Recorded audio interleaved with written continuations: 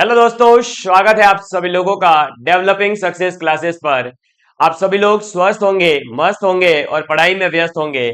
आप सभी लोगों के लिए लगातार मैं डेवलपिंग सक्सेस क्लासेस की टीम के साथ में साइंस की क्लासेस लेकर के आ रहा हूं और आप सभी लोग इन साइंस की क्लासेस को जो है बहुत अच्छे से देख रहे हैं, अपने नोट्स भी प्रिपेयर कर रहे होंगे।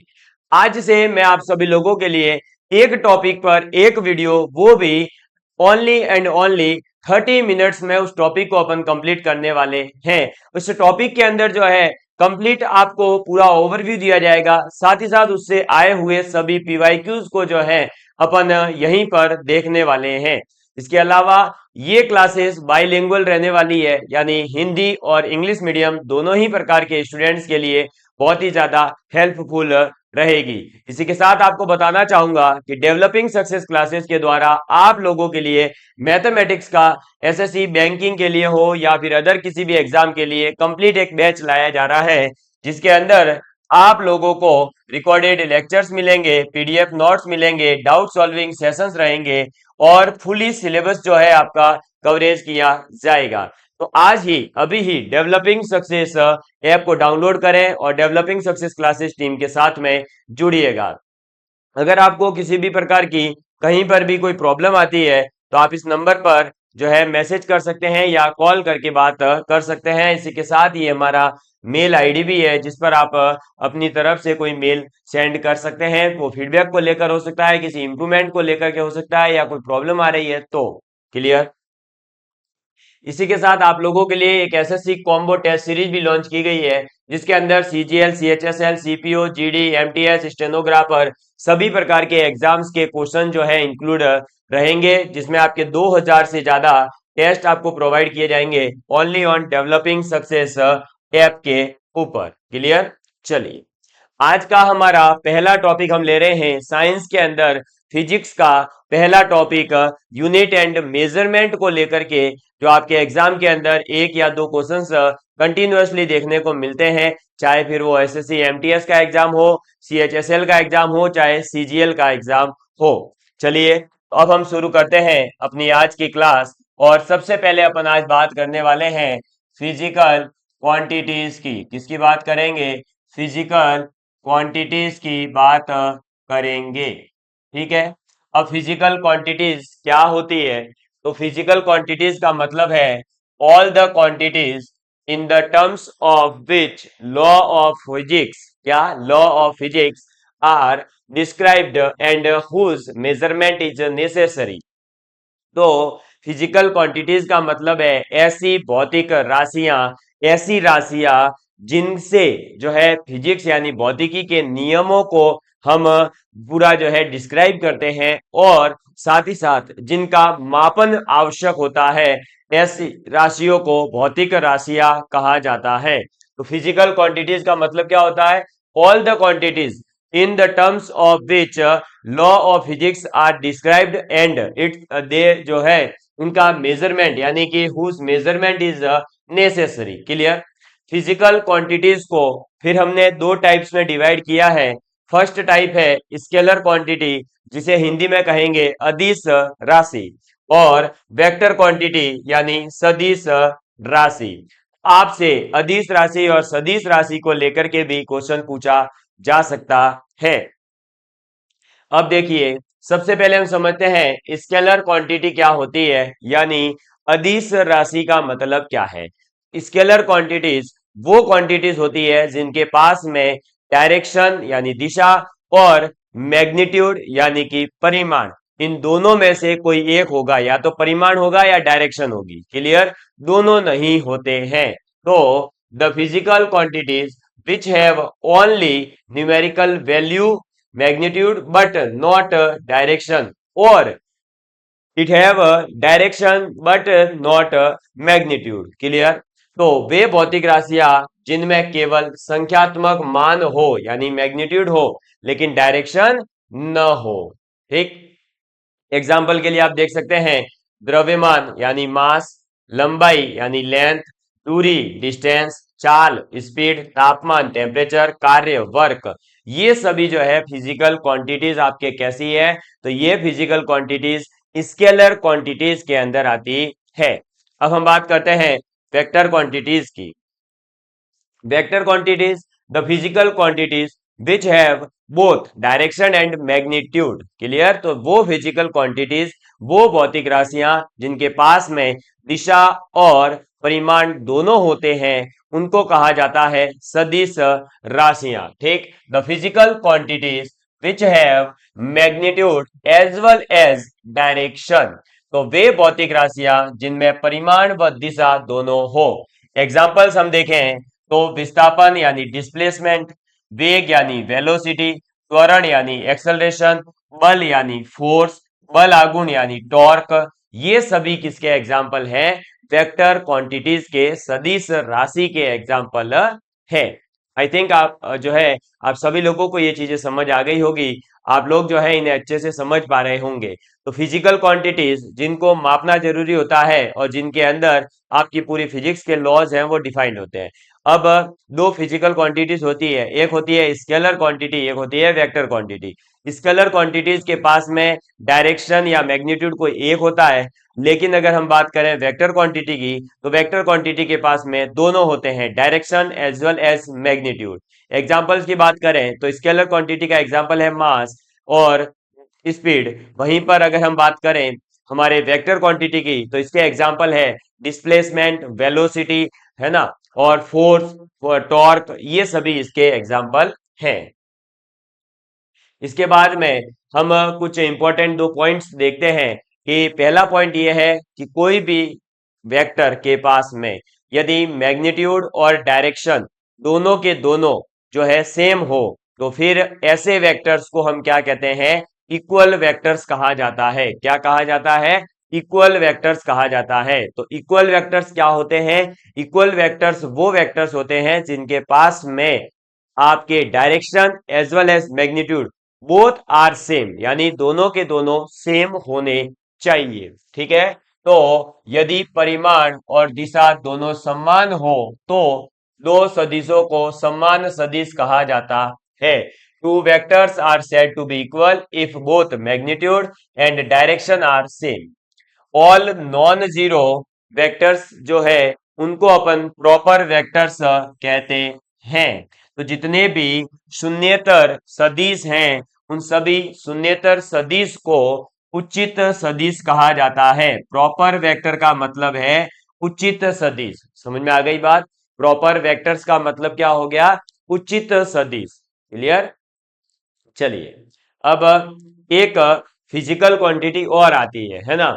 लाइक आपने जैसे स्केलर क्वांटिटी की बात करी और वेक्टर क्वांटिटी की बात करी, उसी टाइप से हमने बोला कि वेक्टर के अंदर जो है एक डायरेक्शन और मैग्नीट्यूड होता है, लेकिन कुछ फिजिकल क्वांटिटीज ऐसी भी है फिजिक्स के अंदर जिनके पास direction as well as magnitude यानी दिशा और परिमाण दोनों होते हैं, बट फिर भी वो जो है आपके या तो स्केलर क्वांटिटीज कहलाती है या फिर वो टेंसर क्वांटिटीज कहलाती है। टेंसर क्वांटिटीज या जो जीरो रैंक की टेंसर क्वांटिटी होती है उनको अपन स्केलर क्वांटिटी कहेंगे। तो वो क्या होते हैं? जो टेंसर क्वांटिटीज वो फिजिकल क्वांटिटीज है that is not a scalar और vector, it has magnitude and direction but do not follow addition law of vectors. तो आपके पास में ऐसी फिजिकल क्वांटिटीज भी है जिनके पास डायरेक्शन है, मैग्नीट्यूड है, बट जो आपके वेक्टर्स को एडिशन करने की लॉ है, एक ट्रायंगल लॉ है, एक पैरेललोग्राम लॉ है, इन दोनों लॉज को जब फॉलो नहीं करते हैं तब हम उन फिजिकल क्वांटिटीज को टेंसर क्वांटिटीज कहते हैं। इसके एग्जांपल्स है हमारे पास में स्ट्रेस, स्ट्रेंथ, करंट। बट अगर करंट की बात करें तो करंट जो है वो जीरो रैंक का टेंसर क्वांटिटी है। कौन सी रैंक का? जीरो रैंक का टेंसर क्वांटिटी है। अब जीरो रैंक का जो टेंसर क्वांटिटी होता है उसे या तो आप टेंसर क्वांटिटी कह दीजिए, अदरवाइज आप उसे स्केलर क्वांटिटी भी कह सकते हैं। तो आपको अगर एग्जाम के अंदर करंट के लिए पूछा जाए तो करंट को आप टेंसर क्वांटिटीज ऑप्शन में है तो टेंसर टिक कर सकते हैं, अदरवाइज आप इसे स्केलर क्वांटिटी भी टिक कर सकते हैं, क्योंकि करंट जो है वो जीरो रैंक की एक टेंसर क्वांटिटी है, और जो क्वांटिटीज जीरो रैंक की टेंसर क्वांटिटीज होती है उन्हें हम स्केलर क्वांटिटीज कहते हैं। इस पॉइंट को याद रखें, और स्ट्रेस और स्ट्रेंथ इन दोनों को अच्छे से याद रखें। स्ट्रेस एंड स्ट्रेंथ और इलेक्ट्रोमैग्नेटिज्म और कंडक्टिविटी, ये चार क्वांटिटीज जो है, कंडक्टिविटी, ये चार क्वांटिटीज जो हैं वो आपके क्या होती है, तो इलेक्ट्रोमैग्नेटिज्म, ठीक शॉर्ट में लिख दिया मैंने। तो stress, strength, conductivity and electromagnetism, they are tensor quantities, but current is a tensor quantity as well as scalar quantity because it has a zero rank tensor quantity. तो ये जो करंट है वो जीरो रैंक का tensor quantity होने के कारण scalar quantity भी कहलाता है। Okay, I think all of you understand. Okay. Next, now that we are discuss on the topic of units. आपने इससे पहले जो है डिस्कस किया है कि आपके पास फिजिकल क्वांटिटीज क्या होती है। फिजिकल क्वांटिटीज को अपन ने जो है मापा नहीं था, अभी तक मेजरमेंट नहीं किया था। तो now we are discuss the topic of measurement of physical quantities. Physical quantities को हम जब मापते हैं, मेजरमेंट करते हैं, तब क्या करना है। तो देखिए, यूनिट्स की बात करते हैं पहले। मात्रक क्या होता है, क्योंकि किसी भी चीज को अगर मापना है तो उसे मापने के लिए हमारे पास कोई एक यूनिट या मात्रक होना जरूरी है।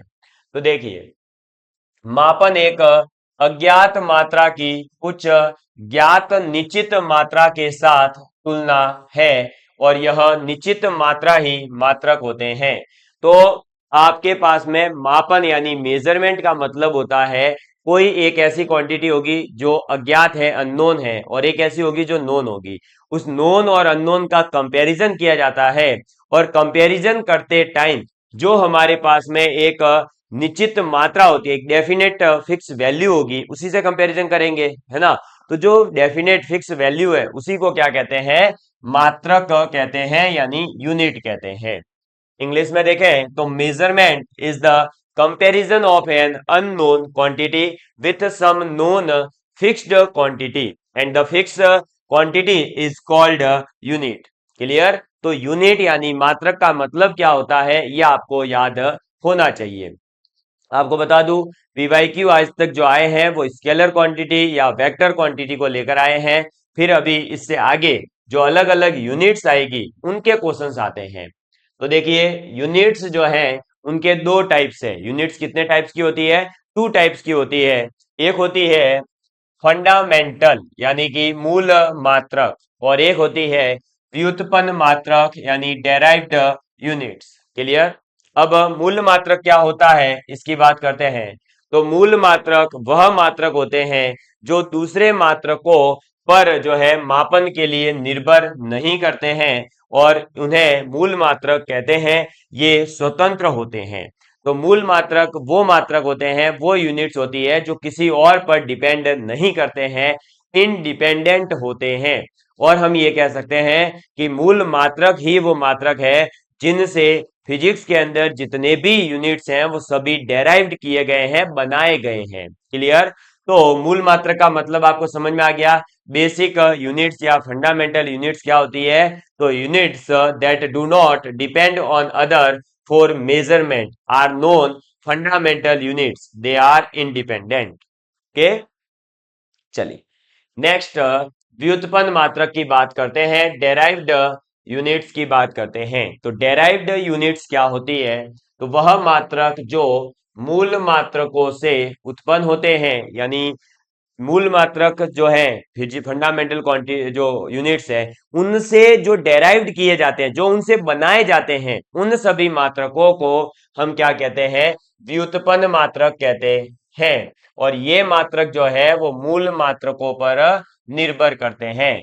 तो unit that derived from fundamental units are known to be derived unit, they are dependent on fundamental units. तो ये किस पे डिपेंड करेंगी, फंडामेंटल यूनिट्स पर। लेकिन जो फंडामेंटल यूनिट्स है वो किसी पे डिपेंड करती है क्या, नहीं।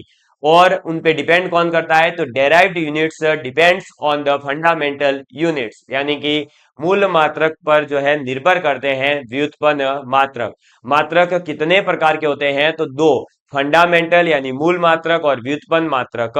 अब फंडामेंटल कौन कौन से हैं और व्युत्पन्न कौन कौन से हैं, इसकी बात करते हैं। तो उससे पहले हमें जो है सिस्टम ऑफ यूनिट्स के बारे में पढ़ना होगा, यानी कि मात्रकों के जो सिस्टम्स हैं, मात्रकों के जो निकाय हैं, जो आपके पास में आज देखते हैं कि लेंथ को अपन ने मीटर में मापा, वो डायरेक्ट ही कोई जो है मीटर में मापना शुरू नहीं किया था। उससे पहले अलग अलग सिस्टम चला करते थे, जिसमें तीन सिस्टम आपके बहुत इंपॉर्टेंट है। पहला है FPS, दूसरा है आपका CGS और तीसरा है आपके पास में MKS।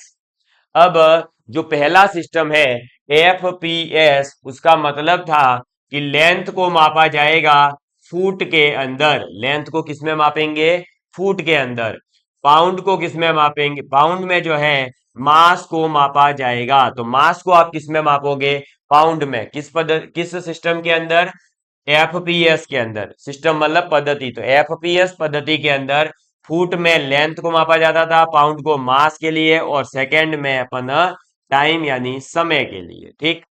फिर इसके बाद में नया सिस्टम आया CGS सिस्टम, जिसे कहते हैं सेंटीमीटर ग्राम सेकंड, क्योंकि इसमें लेंथ को सेंटीमीटर में मापा गया और ग्राम में मास को और सेकंड में टाइम को।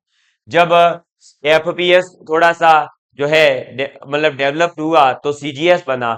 CGS में और ज्यादा सुधार किए गए, और ज्यादा इंप्रूवमेंट किया गया, तो एक नया सिस्टम आया MKS, जिसमें लेंथ को मीटर में, मास को किलोग्राम में और टाइम को सेकंड में मापा गया।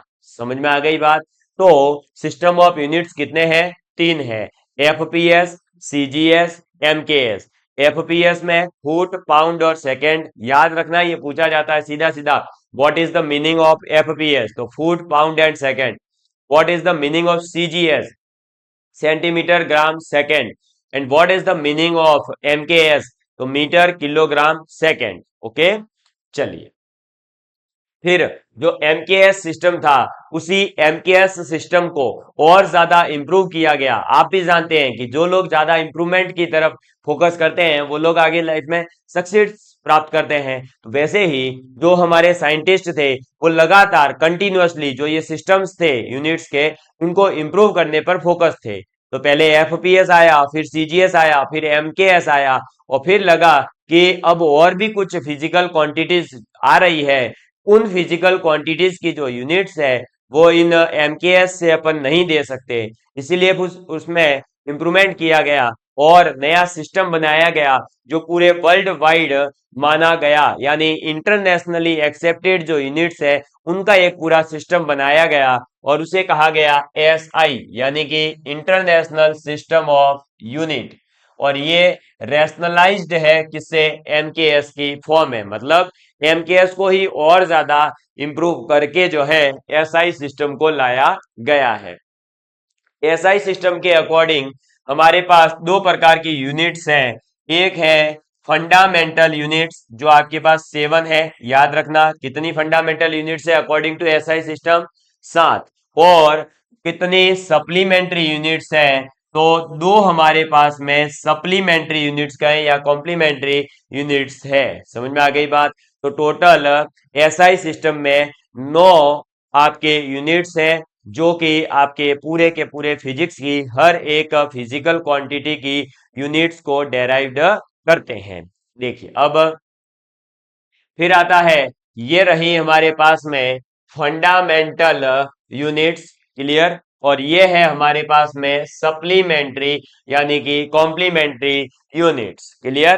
तो देखिए, सबसे पहले हम देखते हैं कि कौन कौन सी फिजिकल क्वांटिटीज है जिन्हें फंडामेंटल क्वांटिटीज कहा गया, उनकी यूनिट्स क्या है, उनका रिप्रेजेंटेशन यानी सिंबल क्या है। फिर अपन दोनों उनकी बात करेंगे सप्लीमेंट्री की। ठीक, चलिए।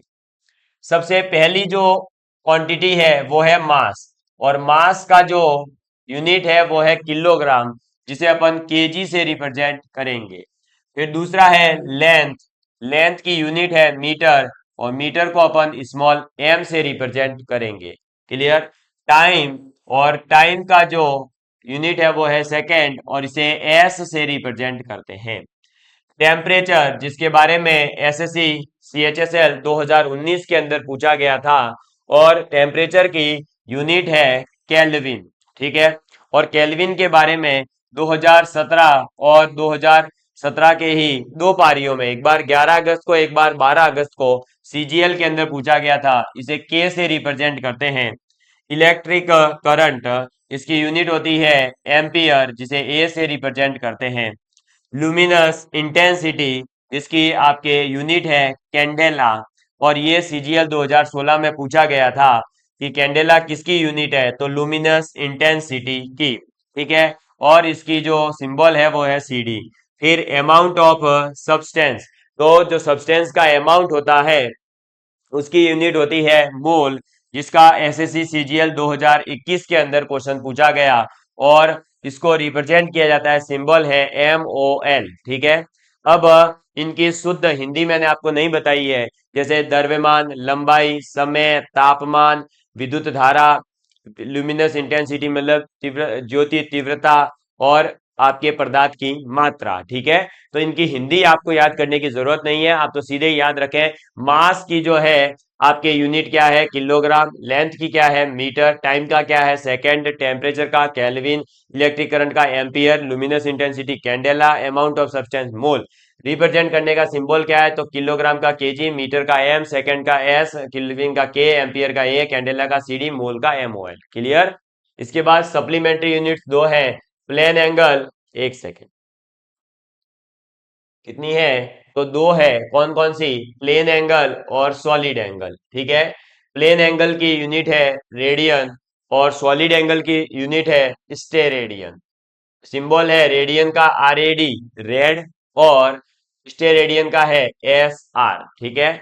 जो ये मैट्रिक सिस्टम है यानी जो ये मापन की पूरा पद्धति है, ये आपके मेजरमेंट का जो है वो स्टार्ट कब हुआ था अपने इंडिया के अंदर, तो 1956 में, 1956 के अंदर जो है ये शुरू हुआ था। कब, 1956 के अंदर, 1956 में। और ये क्वेश्चन एसएससी ने जो है FCI के असिस्टेंट का एग्जाम होता है उसमें पूछा था। क्लियर, तो ये बात याद रखें।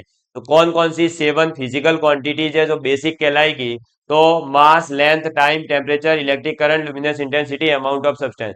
इनकी यूनिट्स क्या क्या है, तो kilogram, metre, second, kelvin, ampere, candela, मोल।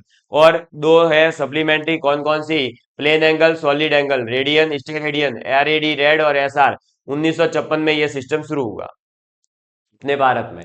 इसके बाद में देखिए आपने कई बार जो है फिजिक्स के अंदर हो या मैथ्स के अंदर हो, कई बार आप पढ़ते हैं, तो आप ऐसे पढ़ते हैं जैसे 10 की पावर -18 आ गया, लो। अब 10 की पावर -18 जो होता है इसको पढ़ा क्या जाता है, योटा, एक्टा, डेटा, क्या पढ़ेंगे, मेगा, क्या पढ़ेंगे, ठीक है। जैसे किलो के लिए आपको पता है कि 10 की पावर 3 लिखा होता है तो हम इसे पढ़ते हैं किलो, है ना।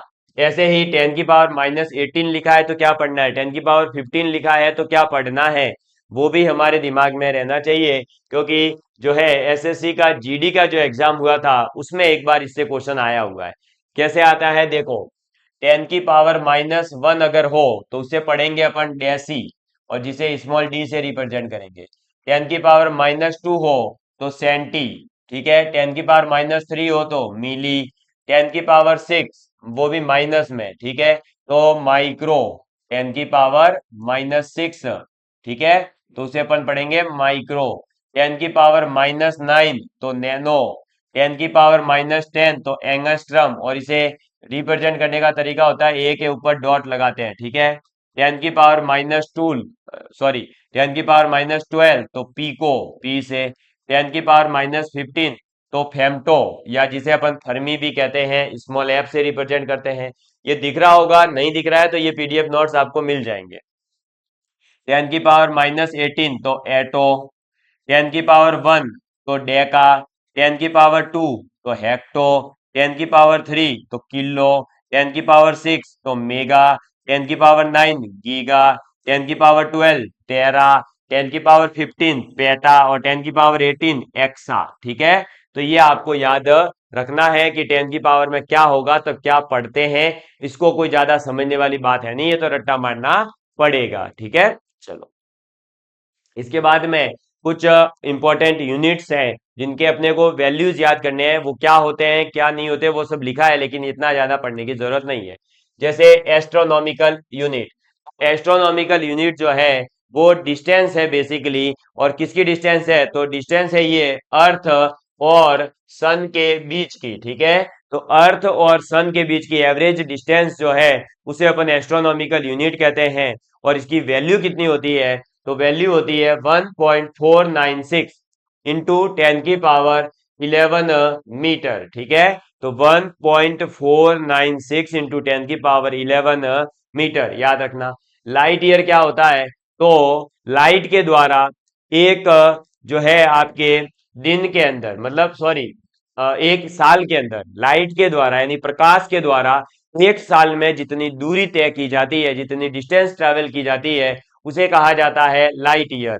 और लाइट ईयर का ध्यान रखें कि यह दूरी का मात्रक है। वर्ष देखने पर यह दिमाग में मत लाना ईयर देख करके कि ये टाइम की यूनिट होगी, नहीं, ये डिस्टेंस की यूनिट है। ठीक है, और इसकी वैल्यू कितनी होती है? तो 9.46 इंटू 10 की power 15 metre. 1 light year is equal to 9.46 into 10 की पावर 15 मीटर। फिर पारसेक।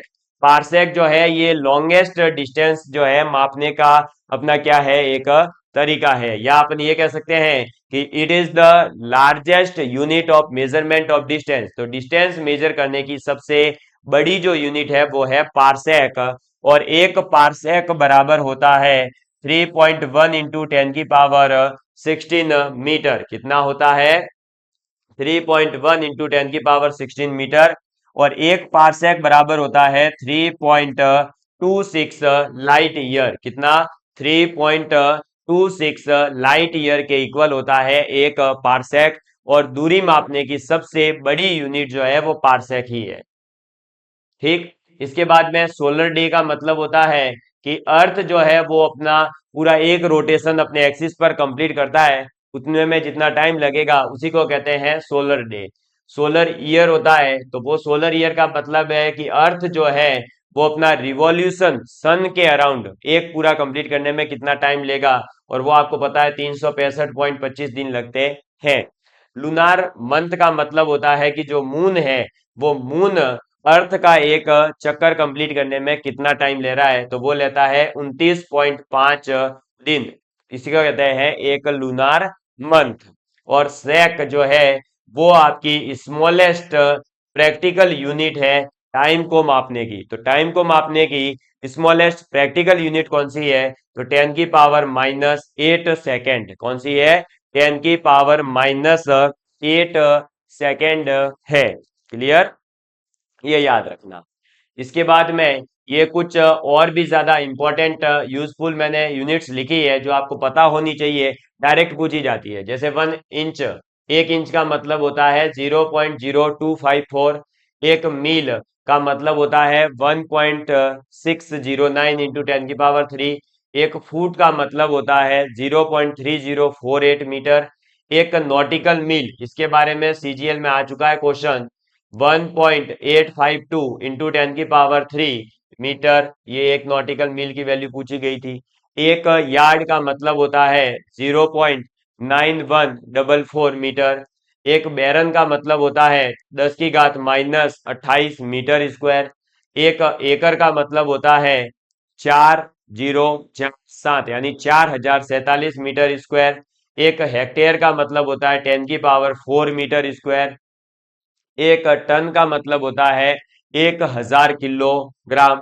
एक पाउंड का मतलब होता है 0.4536 किलोग्राम या 16 औंस। और ये जो है आपके एसएससी के एग्जाम में पूछा जा चुका है।